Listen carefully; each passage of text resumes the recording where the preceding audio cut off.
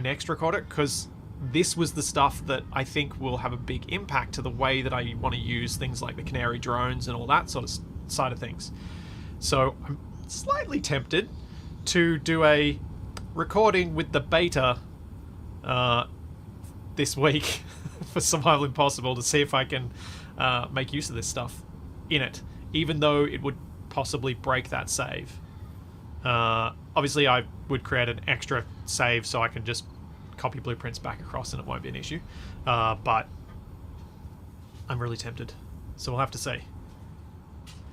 Thanks JMD, thank you for 14 months. Yes, I will break many things. And thanks Questline Hero for the Prime sub. Hello Charlie, you just decided to get out of bed, huh? Thanks PhD IPO, thank you for the bits.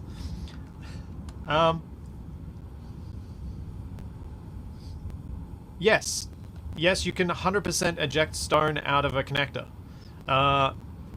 Anyone who's used a large grid mining vehicle, I wonder if I've got the teal. Here we go. So just like this large grid connector is functioning as an ejector, the small grid connector can act as one too. With a connector, all you need to do is have it set to throw out, and it is an ejector then. So it's exactly the same. Thanks, Scarf Man. Thank you for the bits. Thanks, Battlestorm Titan as well. So yeah, a connector is an ejector. It just also has extra functions. An ejector is a pared down connector, so I think it's good that that's gone, and good that that's changing.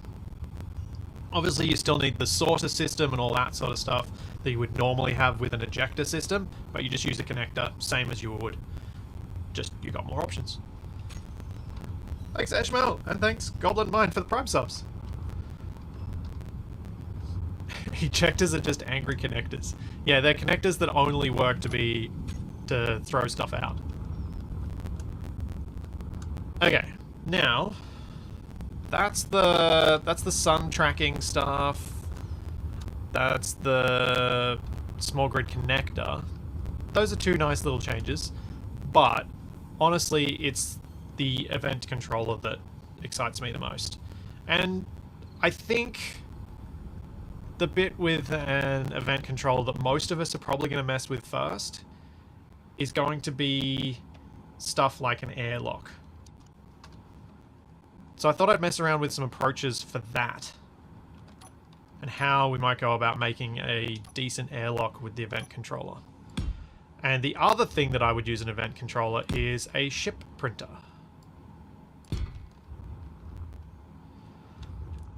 And then after I've done that bit, I'm going to mess with the actual AI blocks, but they're, yeah. Them I'm leaving till last for my own reasons. Thanks, Andy. Thank you for the Prime sub. Just so that I don't bonk this out of the way with something.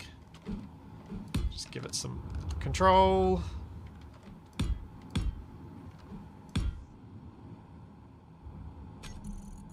A gyro.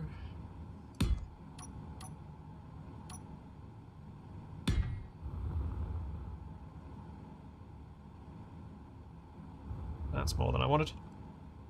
So, let's give this some colour.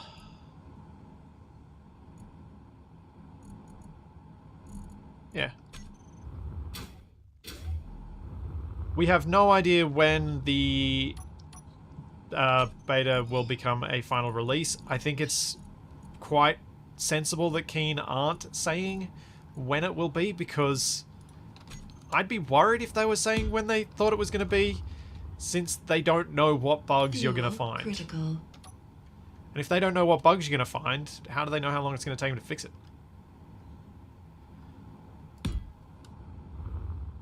Yep. Pick some ugly green. So one of the things for me with airlocks that's always kind of bugged me is that I play games with someone like Capac who has a tendency to break any sort of complex system that I set up. So needs to have a really robust prevention of failure states. And I think we might be able to do something with the event controller that will be relatively robust. I hope. I really, really hope.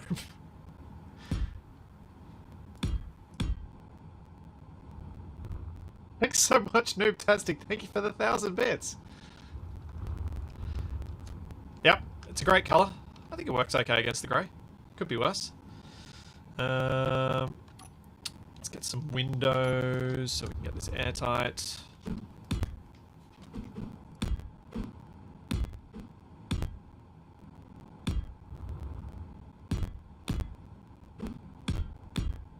that's our little airlock space, and then do the same for this bit.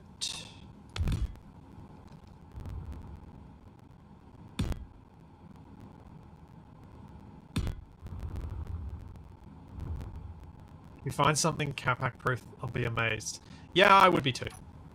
But that's kind of, I think that's the goal. I think as a group we might be able to come up with something that is reasonably resilient to people who have a tendency to either intentionally or accidentally do things out of order. Now, first setup, I'm going to link these, but I actually think there may be reasons not to link these to the same system and have a separate, isolated O2 tank just for the airlock. I think there may still be reasons for that, but we'll see.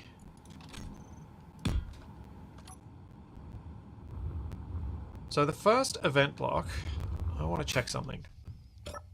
So we've got cargo filled %, gas tank filled %. So,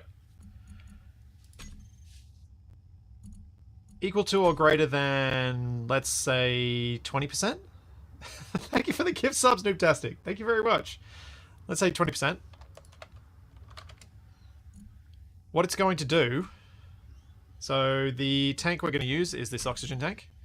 We're going to select actions, and at 20%, it's going to turn this off. And when it's below 20%, it'll turn this on. So that's going to turn the O2H2 generator on or off when the tank reaches a certain fill state so that we won't overfill our oxygen tank, always leaving room for this space to be depressurized into. So that's the first failure state that I think is most common for me with airlocks. Thank you very much, Shadow. Thank you for 5 more gift subs. I hope your week of crazy programming has been going okay. So let's put some ice in here. Let's see if that's actually going to work. So we're at 2%. Let's hop into the control panel, be easier to see there.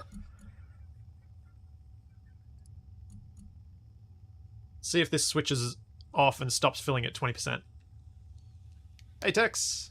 Thanks Steinmeier, thank you for the bits! And thank you Kyver for the probe sub.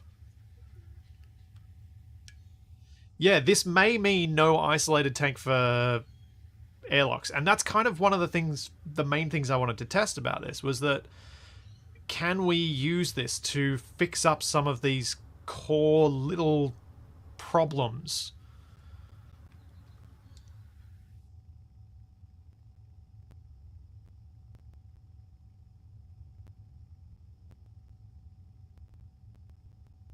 So event controller.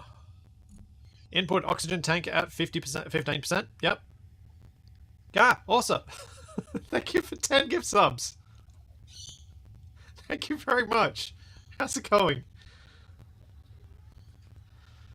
Oh. My dog's whining. I might have to go bring her in here. There we go. Action completed. It's turned it off. It stopped it at 20%. So that's really important, first of all, because now we can actually control things like O2H2 gens in sensible ways that are going to help us make things like this automated. And I am very happy with that. That works as I expected it to. So let's airtight this space. So So that space should be airtight.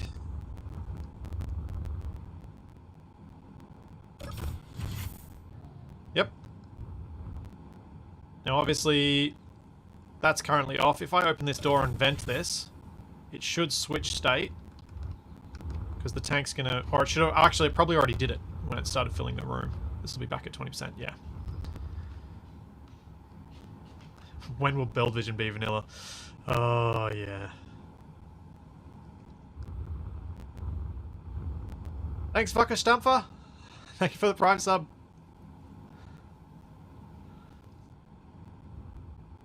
So...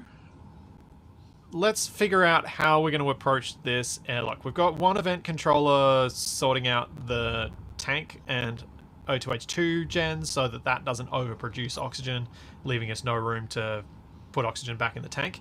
And I think for ships in space, that's relevant. For when you're on a planet like the alien planet where you've got a tiny bit of atmospheric oxygen that you're just pulling in through a depressurizing vent, not really relevant. But on a spaceship or on an asteroid base, that sort of thing, I think it matters. So we'll get another event controller. And what I was thinking about was we would want to have a situation where trying to think through this in a way that prevents problems. I was kind of struggling. So what you need, ideally, is a setup that does not allow both of these doors to be open at the same time. And, in fact, disables the alternate door when one is open. So we could do that with a pair of event controllers. And I'm 100% sure that whatever system I come up with here will have an unnecessarily large amount of event controllers. But I think that's okay. In fact, this might be able to be done with one. What I was thinking was, if we pair this, if we select this inner door, so I'll rename these doors to inner and outer.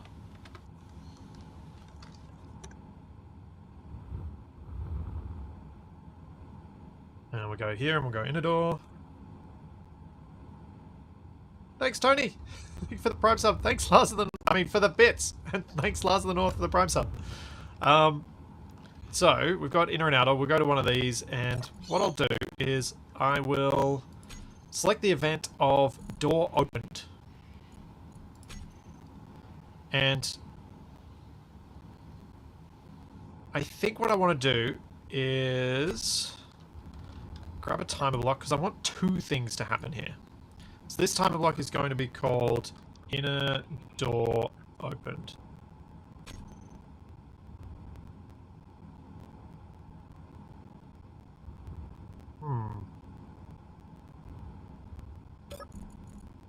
Bet we can break this, but I'm going to try it. So door opened for inner door is going to set actions of inner door opened, trigger now.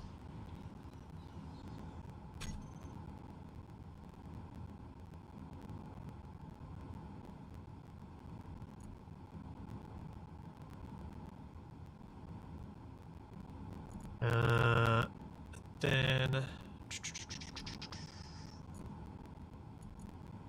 the timer block is going to... I was thinking I might need two timer blocks for this, but what I was thinking of doing was whenever this is opened, this door gets shut and switched off. But we'll probably need a bit of a delay on that to make that work. So we probably do need both timer blocks. So the first step would be this timer block is going to close the outer door.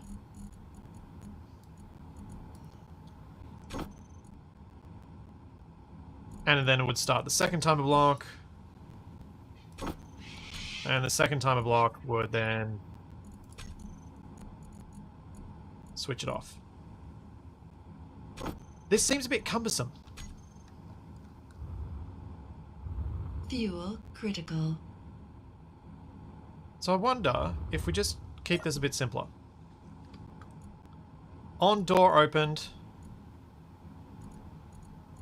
select actions, inner door, closed. So this is on this setup with the two toolbar slots is the same as with a sensor. So it's on action. It's like the equivalent of when sensor gets activated, sensor deactivated. When event happens, when event stops happening. So that's what those two buttons are going to do for you. So if we had this set to open on the other one, what should happen when I go over here is... Uh-oh. I think I might have broken it. Did I just select the same door? Or have I just broken the sound system again?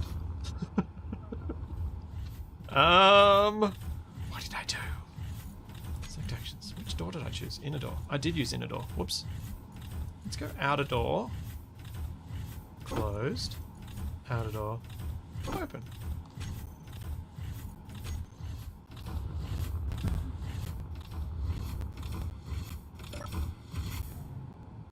There we go.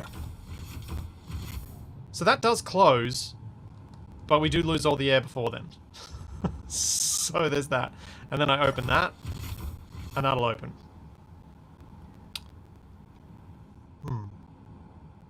That's fine on the close, but the open of this and the close of that is too slow.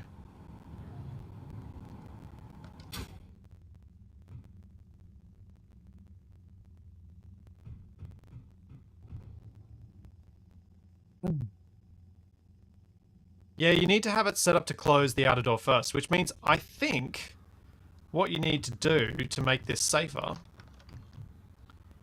is actually use a button.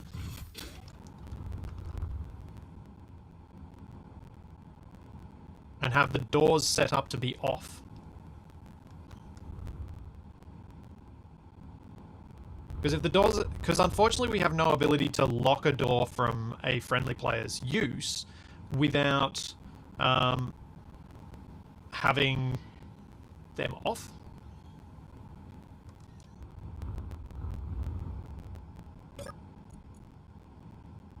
So the door opened is the state, and there isn't a partial state. It only changes when it's fully opened for the event controller.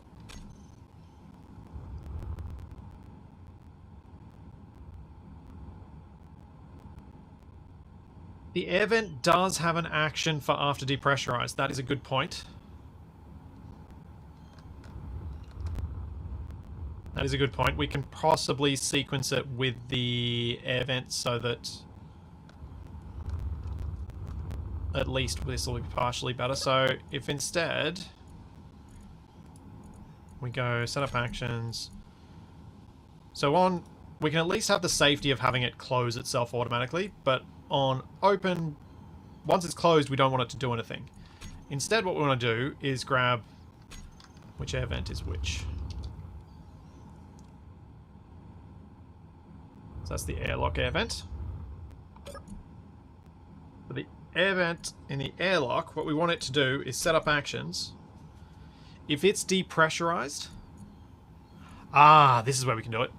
So if it's depressurized, let's grab time block. Timer block, depressurized. And... Oop. Pressurized. So, I think I've got this. I think I've got it. So, on depressurize, we want the outer door to be open and the inner door to be closed, and we want the inner door to be off. I don't know whether there's enough of a delay between the two toolbars, but you can have multiple actions, even of the same type, spread across toolbars for timer blocks. I think there's a small delay, but I don't think it's going to be enough, but we'll find out. And then similarly for the pressurized, Fuel critical. we'd want it to close the outer door and open the inner door and turn off the outer door.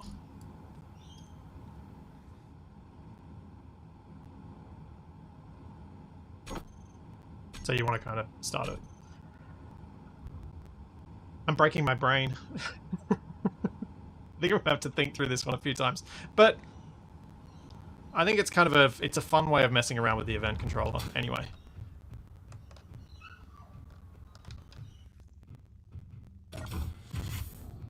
So you, setup actions. On pressurized, trigger now. On depressurized, trigger now.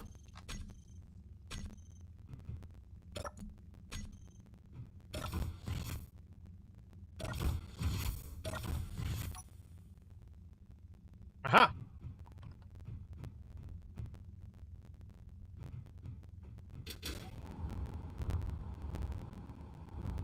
Yeah, I know they're both going to get turned off.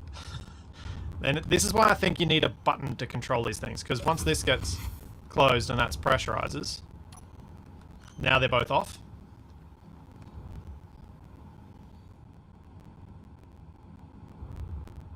Thing is, that setup is kind of safe for the moment.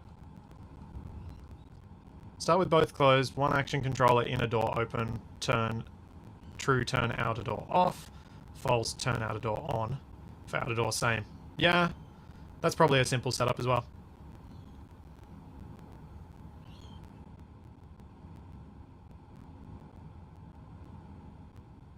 So the reason... Is that going to work with a sensor trigger? Yeah, you can do it with sensor as well. You could use a sensor instead of a button, it's the same thing. The only reason I added a timer block was to close the door and shut down the block, because it can do both things.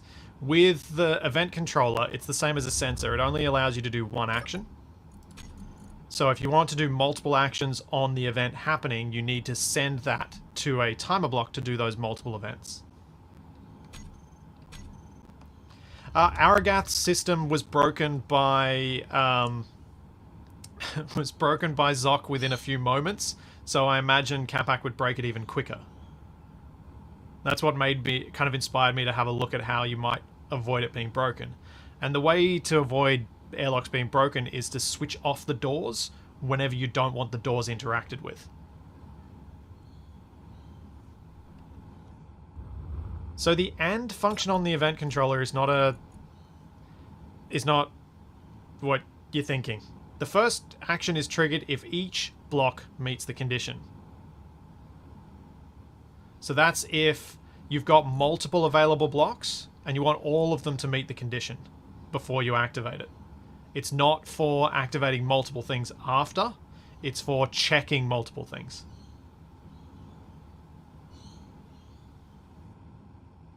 Because if I selected inner door and outer door, it has to have both of those set up the same. Yeah, it's an if-else. No, you cannot do multiple actions with the event controller toolbars, I think. Oh, no, you can. Okay, you can. I never found that. Maybe you can do that with sensors, too. Huh. You probably can do that with sensors as well, and I've never found it before. Why have I never thought to mess with the toolbars in these things?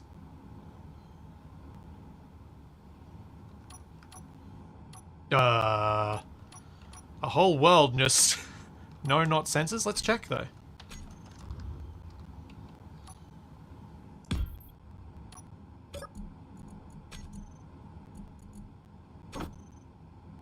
Oh no, sensors don't have it, but the event controller does. Huh. So sensors don't have it. That makes a whole lot of sense. I'm glad that they... I'm glad that they don't, in a way. I kind of wish they did in other ways. See you, Dirks. But...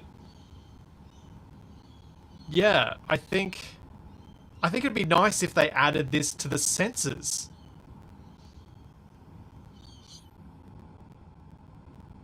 If it's intentional, then the event controller should 100... The way that you can go between toolbars on the event controller should 100% be a thing for sensors as well. See if the second bar action actually fires. Alright. Let's do it in a nice, visually obvious way. Like 1, 2, 3, 4, 5, 6.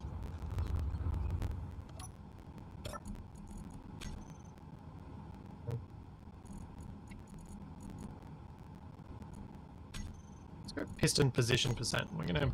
Let's put a piston on here. Because this is obviously something that I'm going to want to mess around with a lot. We've got piston position %, available blocks, add, and threshold once it gets over about 50%. Select actions. So on hotbar 1, we're going to toggle block off, 2, off, 3, off, 4, off, 5, off, 6, off.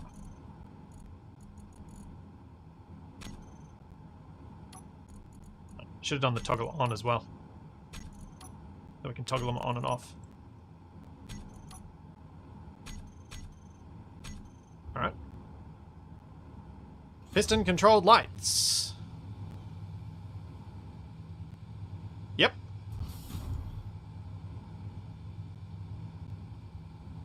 Oh, I so want this to be a thing for sensors now.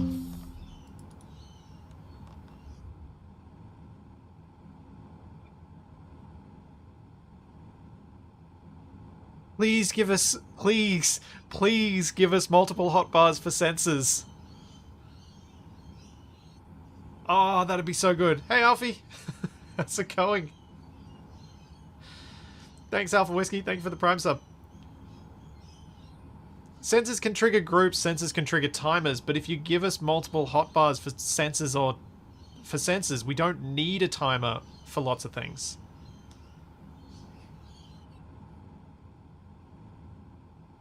Is that like... Oh, that'd be so good. Like being able to go in and go, set up actions. Alright, we want to do this, and this, and this, and this, and change the hotbars. If we could do that for sensors. Oh. It'd be so good, but we can't.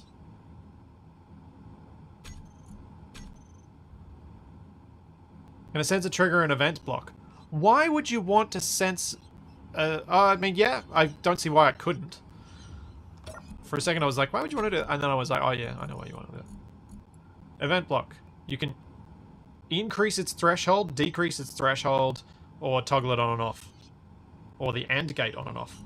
So you can change a few settings on it with the sensor. Timers can have multiple hotbars, yes, and they're activated in sequence. I think it's might be like one game tick between them, but they do get activated in sequence. I messed around with that in a...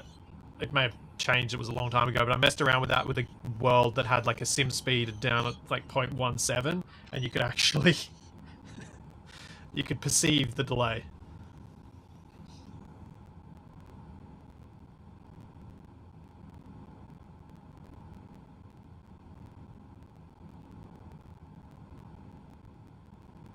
But yeah, that's cool. So that's kind of the event controller. The event controller has a lot of potential things that we can use it for. I'm hoping over time, and I'm hoping over the beta that Keen will hear a lot of feedback about other things that we might want to have here that might be useful. Altitude is definitely a useful one. Angle changed.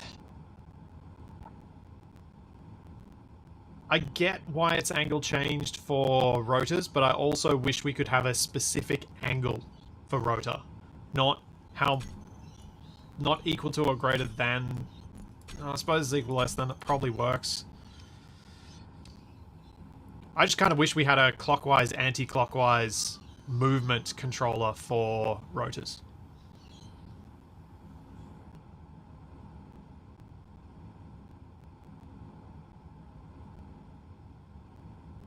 Oh, you thought the angle change was grid attitude? No, it's for rotors. So, or hinges, which are just constrained rotors. So if we slap a rotor down,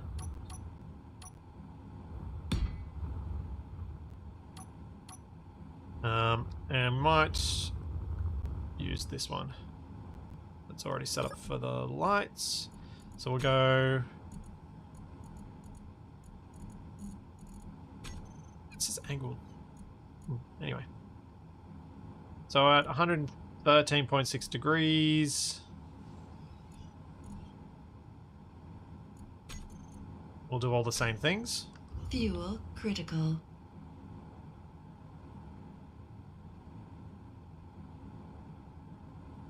Lights should turn off at around there. Yep. And then we come back and they'll turn on. So you can use these event controllers for drone blocks and things like that. But I was deliberately waiting to do the drone blocks till last so that I had a better understanding of how each of these blocks works before then. Because I didn't want to mess with that.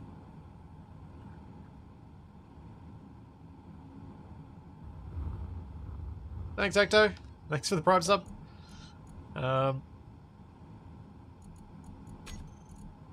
Yeah, so we've got... What have we got? We've got altitude, angle changed, block added, removed.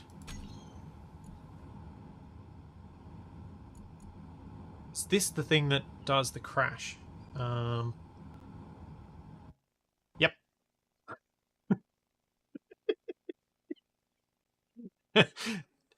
Don't use the search bar. Crashes the game.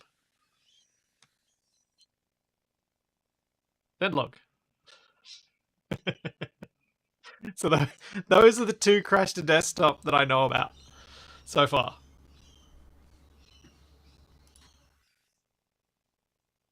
The first one is related to the custom turret controller and telling it to track the sun when it doesn't have a camera. That causes the game to crash as well. Thanks, Mr. Tin Man. Thank you for 13 months.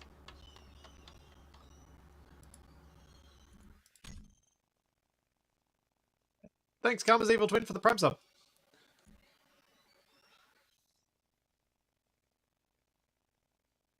Is it possible to trigger the different blocks at different values?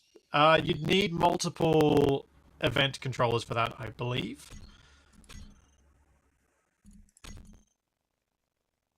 So that you'd have one set up to detect at 10, one at 20, one at whatever.